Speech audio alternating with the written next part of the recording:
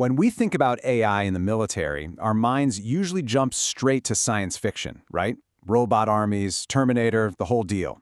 Well, today we're going to move past that and dive into a real-world blueprint for how AI could actually partner with military commanders.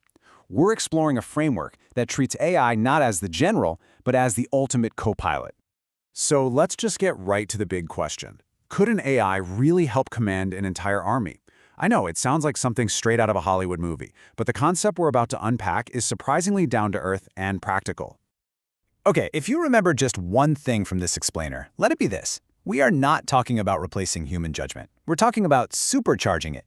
Just think of the AI as the co-pilot, crunching insane amounts of data so the human pilot, the commander, can make better, faster, and more informed decisions. All right, so let's get into the nuts and bolts. How would this actually work? Well, the entire concept is built on a really structured 6-layer framework. It's basically a way of tailoring the AI to the very specific problems that commanders face at every single level of command, from the highest strategic planning down to the actual chaos of the battlefield. And here it is. This is the command pyramid that forms the backbone of the whole idea. We're going to start way up at the top, at the national level, and then work our way down through each layer, and you'll see how the AI's job completely changes at every single step. So let's start our descent at the very highest levels. You have to understand, up here, the AI isn't looking at individual tanks or soldiers. No way. It's looking at the entire grand strategic chessboard of what's happening around the globe. At the national level, the biggest challenge is spotting these super complex hybrid threats. Campaigns that blend diplomatic pressure, informational warfare, military moves, and economic tactics, what they call DIME. So the AI's job here is to act like a giant fusion engine, sifting through everything from social media chatter to supply chain data to spot the weird anomalies before they blow up into a full-blown crisis. Okay, take one step down and you hit a classic military problem. How in the world do you get the Army, the Navy, and the Air Force, who all have their own data, their own systems, their own way of doing things, to see the exact same picture and act like one perfectly synchronized team? Well, here, the AI acts as a universal translator, creating a single, shared view of the entire battle space to really speed up that critical joint decision-making. Now we're moving down into the operational level. This is where that big picture strategy starts getting turned into actual concrete plans for major military campaigns. At the theater level, war is just a massive, massive logistical puzzle. And honestly, this is where an AI could be a total game changer. Usually, logistics is reactive. You're just plugging holes as they pop up. But the AI solution here creates something called a sustainment heat map, which can proactively predict, hey, you're going to be short on fuel in this area in 2 weeks. Even cooler, it runs thousands of wargame simulations to stress test a campaign plan, finding all the hidden weak spots before it becomes a disaster on the battlefield. Dropping down to the cores level, the AI becomes more of an operational planner.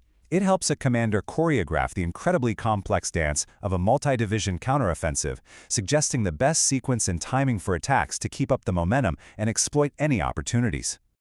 All right, now we're getting to the sharp end. We are leaving the planning rooms and getting right down to the tactical level, where decisions are made in minutes and seconds, not days. So try to imagine you're a division commander, right in the thick of it. The AI here is like your tactical assistant, constantly running in the background. Every 10 to 30 minutes, it's updating its recommendations. This is the highest priority target for your artillery right now, or this is the safest route for your advancing troops. It's all about making that commander's decision cycle faster and smarter. And at the most granular level, the brigade, the AI's role is very deliberately limited. It's a lightweight model, and it's focused on non-lethal support, advising on the best way to route supplies or when to send in reserves. This is a really critical design choice, making sure that a human being always has control over lethal force. This brings us to what is honestly probably the most important part of this entire framework, the safeguards, right? How do you make sure this incredibly powerful technology remains just that, a tool? Well, the entire system is built on one core principle: human in the loop. It's a simple idea, but it's profound. The AI can analyze, it can predict, it can recommend all day long, but it can never decide. A human commander must always give that final authorization. And that principle isn't just a nice idea. It's backed up by hard and fast rules. First, human approval is an absolute must for any lethal action, period.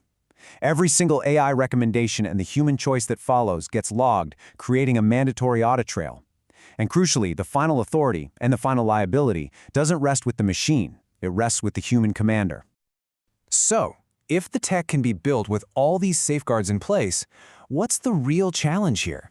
Well, as it turns out, the biggest hurdle might not be the code at all. It might be the people who are going to use it. You see, building the AI is one thing, but the framework makes it clear that the real obstacle is weaving it into military education. I mean, you can't just hand a pilot a brand new AI co-pilot and expect them to know how to fly together, right? It takes training. And this slide just asks the million-dollar question. This is just one of 60 critical thinking questions proposed for military academies. It gets right to the heart of it. When the AI's data-driven advice clashes with the gut feeling of a commander who's been doing this for 20 years, what do you do? Training for that exact moment, that's the new frontier. So here's the bottom line. The goal isn't just to train officers who know which buttons to press on an AI system. The goal is to develop leaders who can truly partner with it.